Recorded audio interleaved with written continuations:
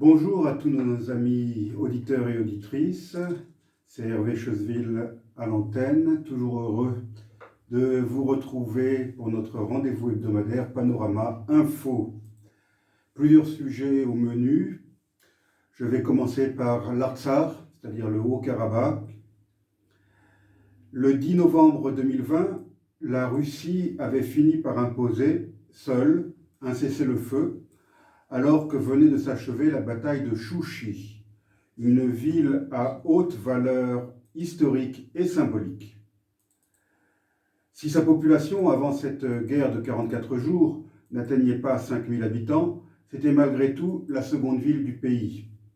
Chouchi, c'est l'ancienne capitale de l'Artsakh, et 17 km seulement la séparent de Stepanakert, l'actuelle capitale. La bataille de Chouchi fut certainement la plus importante de cette courte guerre. La résistance artsakiote a été héroïque, mais elle n'a pas suffi pour empêcher l'armée de l'Azerbaïdjan de s'emparer de la ville le 8 novembre 2020, quelques heures seulement avant la signature du cessez-le-feu. Chouchi est perchée entre 1300 et 1600 mètres d'altitude. Elle domine toute la région. Stratégiquement située, elle constitue le verrou de l'accès à Stepanakert, qui se trouve en bas, dans la plaine. En me rendant à Stepanakert en décembre 2020, je suis passé à Chouchi, ou tout du moins dans les faubourgs de cette ville. Je m'y suis même arrêté quelques minutes, puisqu'au carrefour situé à l'entrée de la ville, est installé un très important barrage de l'armée russe, auquel il faut montrer patte blanche. De cet endroit, j'ai pu apercevoir Chouchi, à quelques dizaines de mètres seulement, ainsi que des militaires azerbaïdjanais juste derrière le barrage russe, et les immenses drapeaux azerbaïdjanais qu'ils avaient installés un peu partout. Avant d'être prise, cette ville, riche en monuments d'une haute importance culturelle et religieuse, et qui abrite plusieurs musées, avait subi plusieurs bombardements. Bombardements qui ont même gravement endommagé la cathédrale Gazantchev-Sots, c'est-à-dire la cathédrale du Saint-Sauveur, qui était le siège du diocèse de l'Artsakh de l'Église apostolique d'Arménie. Construite entre 1868 et 1887, cette cathédrale fut consacrée en 1888. Elle fut endommagée une première fois en mars 1920, lors des massacres d'Arméniens perpétrés par les Azerbaïdjanais. Durant la période soviétique qui s'ensuivit, la cathédrale fut laissée à l'abandon. Pendant la première guerre du Haut-Karabakh, au début des années 90, l'armée azerbaïdjanaise la transforma en armurerie, y stockant des centaines de missiles. Durant la récente guerre de 2020, elle fut bombardée à 2 reprises et son dôme pointu, typique de l'architecture religieuse arménienne, a été transpercé par un missile azerbaïdjanais. 3 journalistes étrangers qui étaient venus constater les dégâts causés par la première attaque furent blessés. Ces tirs contre la cathédrale ne constituaient certainement pas une bavure de la part des militaires azerbaïdjanais. Le seul bâtiment situé à proximité immédiate de l'église est un immeuble d'habitation datant de l'époque soviétique. Il n'y avait donc aucune cible militaire potentielle autour de la cathédrale, dont le sous-sol était occupé au moment des fêtes par des femmes et des enfants qui y avaient trouvé refuge pour se protéger des bombardements azerbaïdjanais. Les autorités de Bakou ont bien évidemment nié avoir pris l'édifice religieux pour cible, ce qui n'a pas empêché un journaliste russo-azéri de justifier l'attaque contre la cathédrale en déclarant, durant un programme télévisé, que des soldats arméniens venaient y prier. Même si cela était vrai, un tel bombardement constitue malgré tout une flagrante violation de la Convention de Genève de 1949. La prise de Chouchi a permis aux Azerbaïdjanais de saccager les édifices religieux de la capitale historique de l'Artsakh. Depuis le cessez-le-feu du 10 novembre 2020, la chapelle verte Hanar Zam de l'église Saint-Jean-Baptiste de Chouchi a perdu sa coupole pointue, détruite par les nouveaux maîtres. La cathédrale du Saint-Sauveur, déjà touchée, comme nous l'avons vu, par les missiles azerbaïdjanais pendant la guerre, n'a pas été épargnée. Des photos révèlent que l'occupant a entrepris de changer l'apparence de l'église, dont le style était sans doute trop arménien au goût des Azéris. Après avoir enlevé 2 statues d'anges qui ornaient la façade de l'édifice, c'est le dôme pointu, endommagé pendant la guerre, que les Azéris ont fait disparaître le 3 mai dernier. Ce vandalisme n'est malheureusement pas limité à Chouchi.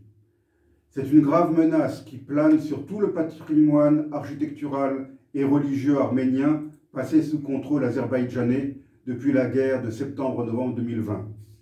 Le régime Aliyev risque de tout mettre en œuvre pour effacer les preuves du passé arménien, comme il l'a déjà fait au Nakhitchevan dans les années 90. Les soldats azerbaïdjanais ont eux-mêmes filmé les actes de vandalisme dont ils se sont rendus coupables contre des églises, des pierres tombales ou des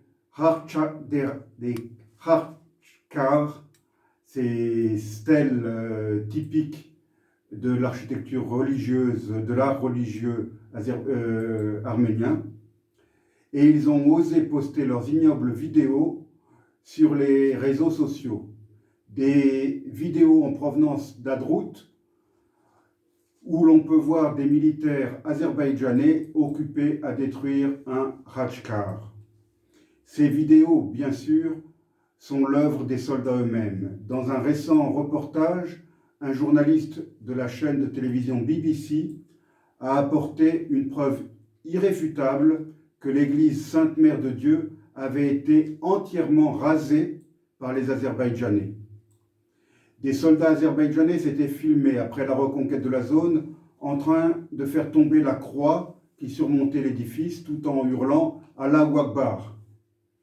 Dans les mois qui suivirent, le travail a été achevé et à présent, il ne reste plus rien de cette église.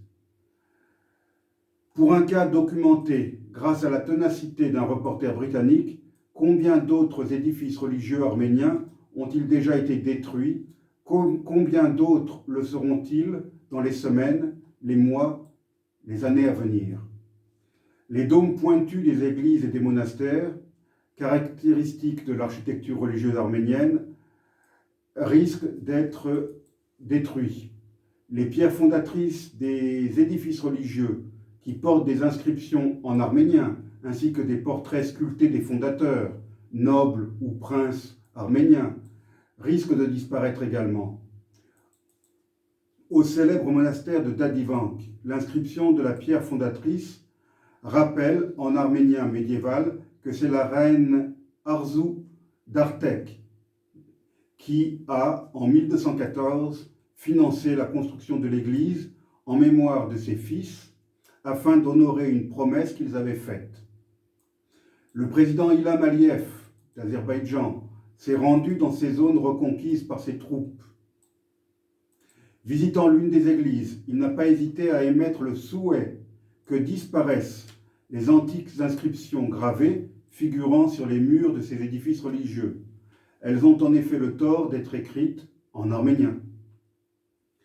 Ce qui s'est produit au Nakhitchevan ces dernières décennies, loin des regards, ne peut hélas que rendre très pessimiste quant à la sauvegarde de l'immense patrimoine architectural religieux arménien passé sous contrôle azerbaïdjanais. Les autorités russes ont assuré que des forces seraient stationnées à proximité du monastère de Dadivank pour en assurer sa protection. Mais les soldats russes n'ont ni la capacité ni le mandat pour garantir la sécurité de tous les sites situés dans les territoires repris par l'Azerbaïdjan. En Artsakh, on dénombre plus de 4000 sites culturels arméniens, dont 370 églises. La plus grande partie de cet héritage architectural et religieux est désormais située en zone sous contrôle azerbaïdjanais. Il est d'ailleurs un signe qui ne trompe pas, hélas.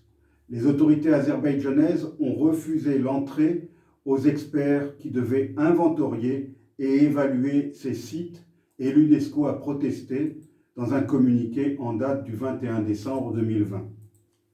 Pour comprendre le sérieux de la menace, il suffit d'étudier ce qui s'est passé au Nakhitchevan, cette exclave azerbaïdjanaise coincée entre l'Arménie et l'Iran. L'Azerbaïdjan post-soviétique a déployé de grands efforts afin d'effacer le passé arménien et chrétien de ce territoire. Destruction d'églises, de pierres tombales et de Khachkar. En 2005, les autorités azerbaïdjanaises ont construit une base militaire sur l'emplacement de l'ancien cimetière arménien de Djoulfa, après sa destruction et son déblayage. Depuis l'indépendance de l'Azerbaïdjan, les 89 églises arméniennes du Nakhitchevan ont été rasées. Pourtant, le nom même de ce territoire est d'origine arménienne. Il a bel et bien fait partie de l'Arménie historique. Si le Nakhitchevan a changé de domination à plusieurs reprises au cours des siècles, il constituait un territoire de la province arménienne de Vaspurakan, situé autour du lac de Van, qui est de nos jours en Turquie. C'est en 1828 que les Khanats du Nakhitchevan et d'Erevan ont été annexés par la Russie. L'Empire russe a alors inclus le Nakhitchevan dans l'oblast arménien, puis dans le gouvernement d'Erevan, ce qui prouve qu'au XIXe siècle, ce territoire était encore considéré comme une entité arménienne. En 1918, après l'armistice de Moudros, le Nakhitchevan a été intégré dans le territoire de la Première République d'Arménie. Ce n'est qu'en 1921 que Staline, avec l'accord de Lénine, décida du rattachement du Nakhitchevan à l'Azerbaïdjan soviétique avec un statut de région autonome. Le 9 février 1924, la région est devenue une république socialiste soviétique autonome au sein de la République socialiste soviétique d'Azerbaïdjan. Pourtant, avant de devenir soviétique, la population du territoire était pour moitié arménienne. Dès 1926, les Arméniens ne constituaient plus que 15% de la population de l'exclave. La majorité d'entre eux avaient préféré émigrer en Arménie pour ne pas subir la domination azérie. À la fin de la période soviétique, les Arméniens ne constituaient plus qu'une infime minorité au Nakhitchevan.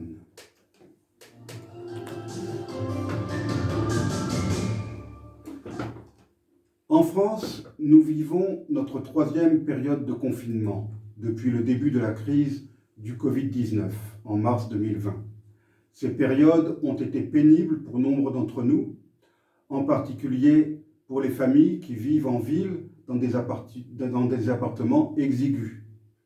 De nombreux patrons de petits commerces, fermés du fait des restrictions sanitaires imposées, traversent des moments très difficiles. Et il est à craindre que beaucoup de ces établissements ne rouvriront pas lorsqu'un semblant de normalité reviendra. Cependant, malgré toutes les vicissitudes auxquelles nous devons faire face, ce troisième confinement peut sembler bien léger si on le compare à ce qui est pratiqué dans d'autres pays. Le Rwanda, par exemple, est bouclé depuis 1 an. Toutes les frontières de ce petit pays sont fermées, ainsi que les frontières intérieures. Il est impossible d'aller d'une province à l'autre. Le couvre-feu est imposé avec une grande brutalité par les forces de l'ordre. Les gens sont battus dans la rue, d'autres sont arrêtés avec violence. Certains ont même été tués. Ce sont les plus pauvres qui souffrent le plus, ceux qui exerçaient des petits métiers, les travailleurs journaliers, les vendeurs de bord de route. Dans l'intérieur du Rwanda, les gens ont faim. Le Cambodge, qui avait été plus ou moins épargné par la crise du Covid-19 en 2020, a fait face à une très forte recrudescence de cas ces derniers mois. Le virus s'est sans doute répandu du fait de l'entrée dans le pays de nombreux visiteurs venus de Chine. Les frontières du Cambodge sont désormais totalement fermées, mais le mal est fait. Le gouvernement en est venu à fermer totalement certaines zones, surnommées zones rouges. Dans ces zones, il est interdit de sortir de chez soi. Les marchés sont fermés et se nourrir est devenu très compliqué. À Phnom Penh, des barrières métalliques infranchissables barrent les rues, encerclant les quartiers inclus dans ces zones rouges. Comme au Rwanda, il est devenu impossible d'exercer les petits métiers qui permettaient aux plus pauvres de survivre tant bien que mal. La situation est particulièrement dramatique dans les zones rouges de la capitale, Phnom Penh, où vivent des centaines de milliers de travailleurs et d'étudiants venus de province. Ces gens louent des chambres, parfois à plusieurs. Ces très modestes logements occupent des immeubles entiers, souvent spécialement construits à cet effet. Leurs occupants sont dans une situation désespérée. Ils ne peuvent plus sortir de leur logement exigu, ils n'ont pas le droit d'aller travailler ou d'aller étudier, et privés de leurs maigres revenus, ils sont dans l'incapacité de payer leur loyer ou de faire face aux factures d'eau et d'électricité qui, elles, continuent à être envoyées. Un étudiant cambodgien, que je ne peux pas nommer, m'a envoyé des petites vidéos réalisées avec son téléphone portable. Il a filmé la rue en bas de chez lui depuis sa chambre. Phnom Penh était une ville très active, grouillante, à la circulation intense, où les mototaxis et les tuk-tuk avaient l'habitude de slalomer entre les voitures et les camions. Tout cela appartient au passé. Les rues sont vides et presque silencieuses. La comparaison est sans doute insupportable, mais en visionnant ces images, j'ai pensé à d'autres images de Phnom Penh, celles de l'époque du régime Khmer Rouge, entre avril 1975 et janvier 1979, quand la capitale avait été vidée manu militari de ses habitants, envoyés travailler à la campagne dans des conditions épouvantables. La grande différence, c'est qu'aujourd'hui, les citadins sont toujours là. Ils sont prisonniers de leur logement. Certes, les autorités ont organisé des distributions de vivres aux plus nécessiteux, mais nombre de Phnom Penhois, même parmi les pauvres, en sont malheureusement exclus et leur situation est chaque jour plus dramatique. Fort heureusement, il a été annoncé que cette période de confinement extrême allait bientôt prendre fin le 6 mai pour ce qui est des provinces de Phnom Penh, Tak Mau et Kandal. J'invite nos auditeurs à regarder ces images sur ma chaîne YouTube Hervé TV. Je n'évoquerai pas le cas de l'Inde où les autorités, qui n'ont pas voulu interdire les immenses rassemblements religieux hindouistes, semblent totalement débordées. Les images vues à la télévision de crémation de corps sur des parkings sont terribles, ainsi que ces témoignages de lutte quotidienne et de trafic sordide pour obtenir de l'oxygène pour les patients hospitalisés. Tout cela devrait nous faire prendre avec davantage de philosophie les restrictions que nous subissons. En particulier, j'ai pour ma part beaucoup de difficultés à comprendre que pour certains, l'impossibilité de faire la fête soit vécue comme une intolérable brimade, voire comme une atteinte aux droits de l'homme. Ceux qui ont ce sentiment feraient mieux de profiter du confinement pour retrouver le goût de la lecture. Nul doute que cela leur ferait le plus grand bien et que leur orthographe s'améliorera grandement.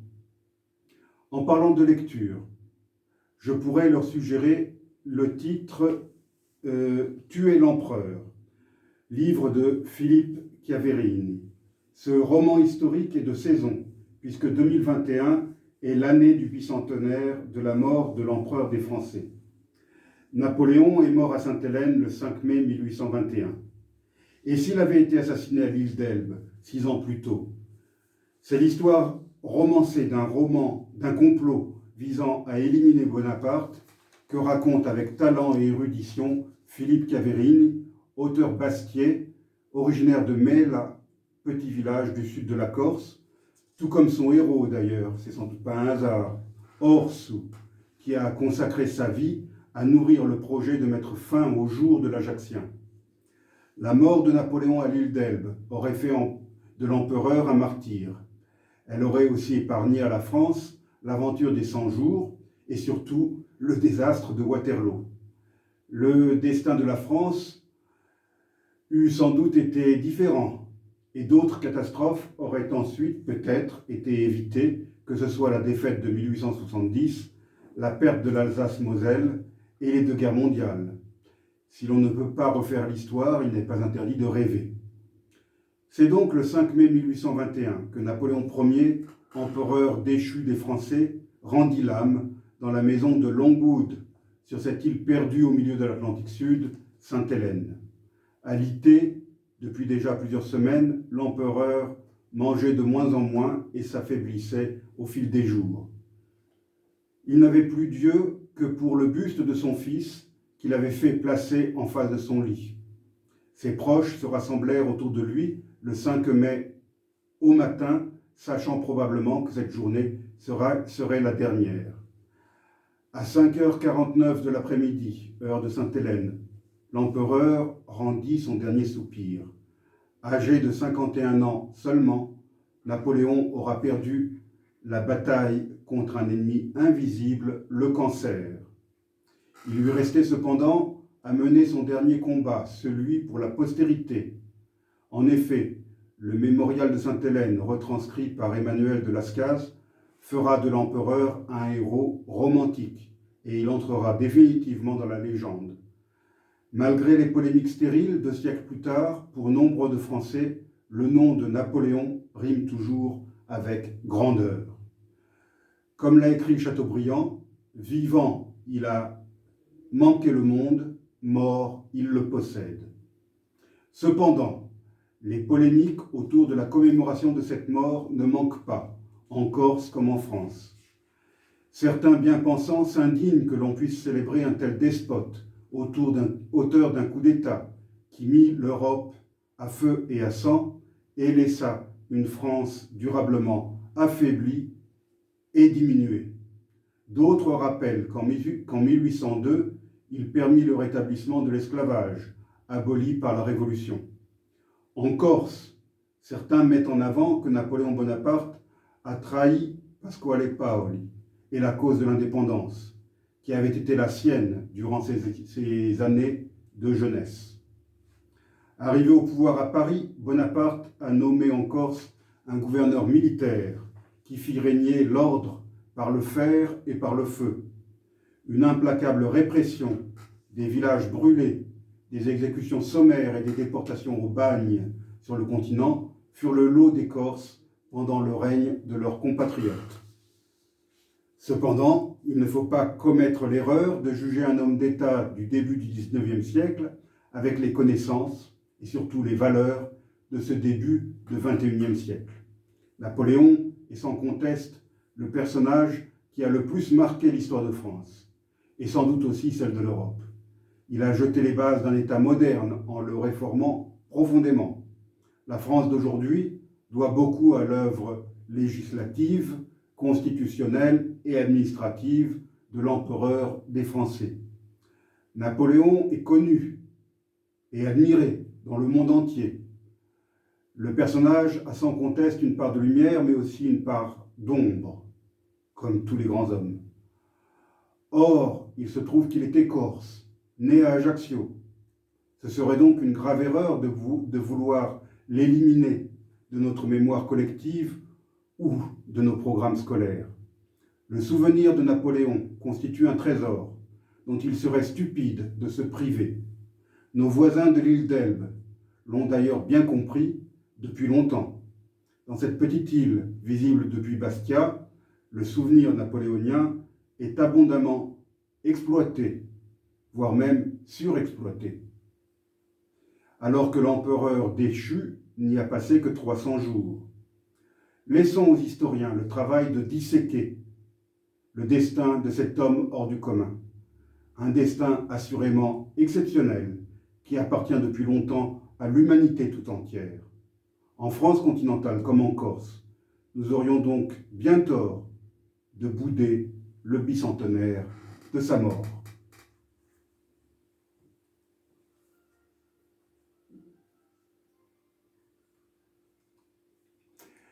C'est sur ces quelques paroles que je vous laisse, chers amis auditeurs, en écoutant une célèbre chanson d'un autre Ajaccien non moins célèbre, Tino Rossi.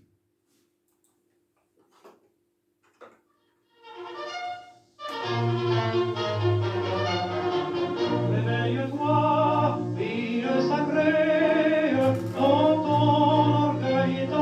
l'amour. La sainte famille est rentrée, les exilés sont de retour, les exilés sont de retour. Nous les voici, victoire, victoire, qu'il soit fêté dans sa maison, l'enfant prodigue de la gloire, Napoléon, Napoléon. L'enfant prodigue de la gloire, Napoléon, Napoléon. Plus tard, après les pyramides, dans nos murs il revint encore, avec les mamelucs, les guides, l'Annamura, l'état-major, l'Annamura, l'état-major lui portait la